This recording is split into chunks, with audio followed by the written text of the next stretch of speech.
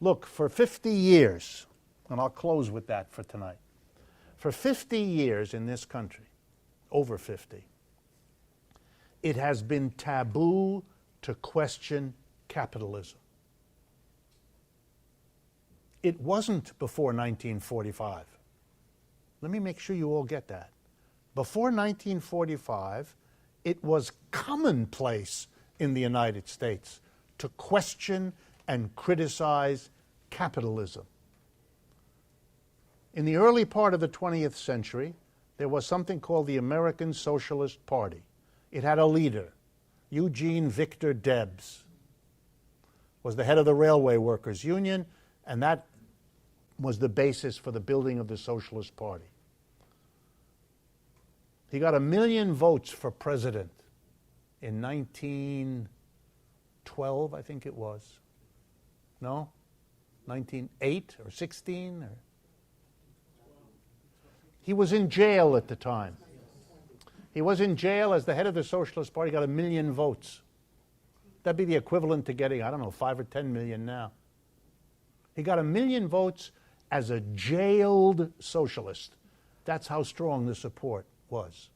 For those of you that don't know, hundreds of people were elected as socialists to state legislature. Hundreds of socialists were mayors of American cities. Most famously, Milwaukee, for years had socialist mayors. Bridgeport, Connecticut, for years had socialist mayors. You may be surprised to know that the state that had the most socialists in its state legislature was Oklahoma. Yeah, I didn't think you would have known that. You probably wouldn't have guessed it either. Socialism was very popular. Then in the 1930s, with the Great Depression, it really zoomed. We had 2 socialist parties. One, the old American Socialist Party, founded by Debs, and the other one, basically a Trotskyite socialist party called the Socialist Workers' Party.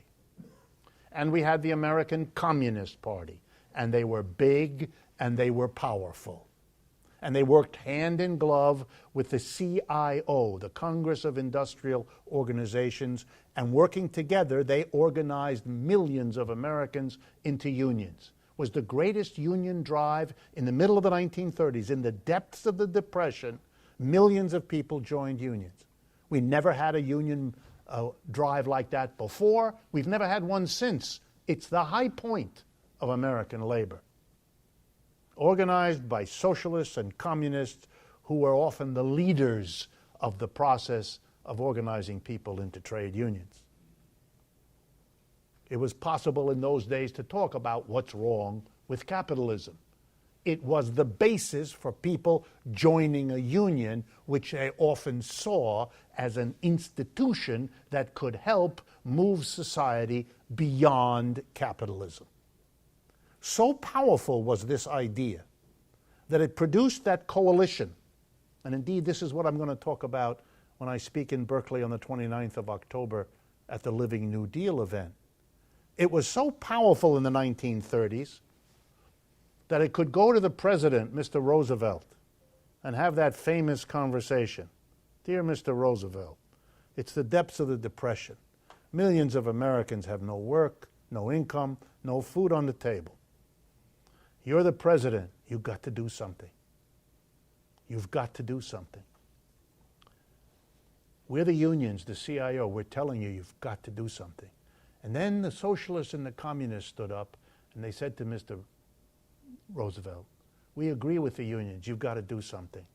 But we got a little extra kicker. If you don't, there's going to be a revolution here, just like they had in Russia. Mr. Roosevelt took the message back to the corporate leaders and the rich people. He knew them real well because he was one of them. And he told them what had happened. And he said, I believe it. These people are well organized. They have organized millions of people when no one thought they could do it. Under the worst conceivable circumstances, they did it. To ignore what they're telling us and to ignore the threat would be stupid. I implore you, leaders of industry and rich people, you've got to give me, this is important for you, You've got to give me the money to take care of the mass of desperate people. And I advise you to do it, because if you don't, there'll be a revolution, and you're not going to have any money to give anybody ever again. Your choice. He split them. Half thought he was crazy. It was all a bluff. Those became the Republican Party. No, that's who they are. And they have been that ever since. The other half agreed. And with half of the rich people and the corporations, Roosevelt went back to the unions and the communists and the socialists and said, I think we got a deal. I will take care of the mass of people, and I'll make them pay for it. But you got to stop talking about revolution. You got to leave capitalism alone. You got to be grateful that we're going to take care of the people. Done, said the socialists and the communists. You got a deal. And they shook. Immediately, Roosevelt created the Social Security system to take care of old people, the unemployment compensation system to take care of the unemployed people, passed the first minimum wage the country ever saw, and hired 15 million unemployed people to work for the federal government. Unbelievable. And he did it with money he took, you're going to love this, from the corporations and the rich. In 1945, for every dollar the federal government raised income tax on individuals, it raised $1.50 in income tax on corporate profits. Today, for every dollar the federal government raises income tax on us, it gets from corporations 25 cents. Tax burden shifted from corporations onto people. The reverse of what happened in the 30s. The undoing of the New Deal.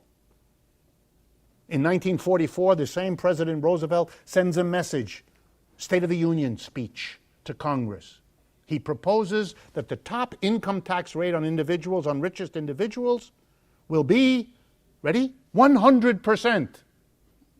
Every dollar over $25,000 any American would earn, the government would take every bit of it. It's a maximum income law proposed by the president, sent to the Congress. The Republicans go ballistic, their specialty. They go ballistic, yelling and screaming, the usual theater, and a deal was finally reached. And the top income tax bracket on the richest people, every dollar over $25,000 you earn then be about $380,000 today. Every dollar over $25,000, you gave Uncle Sam 94 cents, you got to keep 6. And that was the rule, 90+%, in the 1940s, in the 1950s, and in the 1960s. It was endorsed by Republican and Democratic presidents alike, and Republican and Democratic Congresses. Nobody dared say boo.